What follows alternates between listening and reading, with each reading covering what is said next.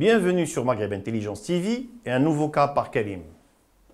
Le cas d'aujourd'hui est celui des réformes au Maroc. On dirait que le pays est maudit. Dès qu'un ministre ou un responsable esquisse la moindre velléité de réforme, voilà qu'il est tout de suite cloué au pilori, voué aux gémonies, jeté à la vindicte démagogique par des Cassandres, se proclamant porte-voix d'une opinion publique dont personne ne connaît les exacts contours.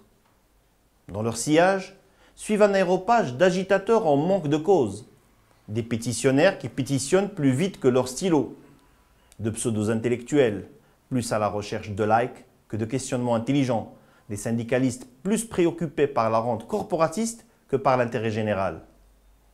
La décision prise par le ministre de l'Éducation nationale, Chekib Ben Moussa, de revoir les conditions de recrutement des enseignants va dans le bon sens.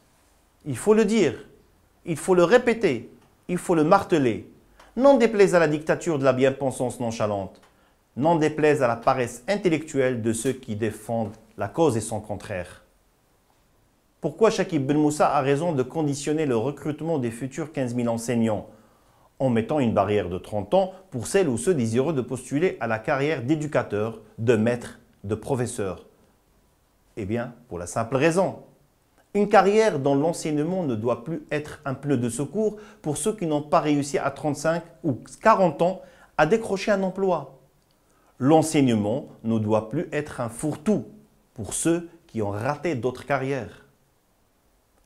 L'enseignement doit devenir une vocation, un premier choix, celui qui est appelé à former les générations futures. Nos enfants doivent aimer son métier, le désirer et faire tout pour le décrocher, notamment avoir des mentions, ce qui est logique. En quoi le fait de sélectionner nos enseignants est-il moins important que celui de choisir nos médecins, nos ingénieurs, nos militaires? Qu'est-ce que le débat sur le droit à l'emploi vient faire dans une décision qui vise à sauver notre éducation, à rehausser le niveau de nos cadres, à donner à nos enfants la meilleure éducation qui soit?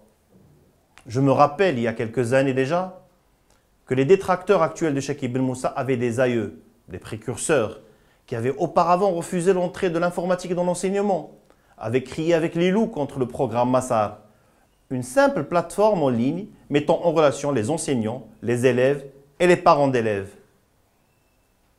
Aujourd'hui, le Maroc semble touché par le syndrome français, celui d'un pays irréformable, dans les acquis, dans certains secteurs, même s'ils ne répondent ni aux besoins de la modernité, ni à la logique économique, encore moins au simple bon sens, doivent être sauvegardés, coûte que coûte.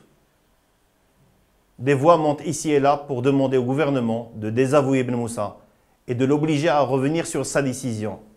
Si le gouvernement recule, nous aurions alors raté la dernière chance de réformer un enseignement enlisé depuis de longues années dans la médiocrité. C'était un cas par Karim sur Maghreb Intelligence TV. À la semaine prochaine.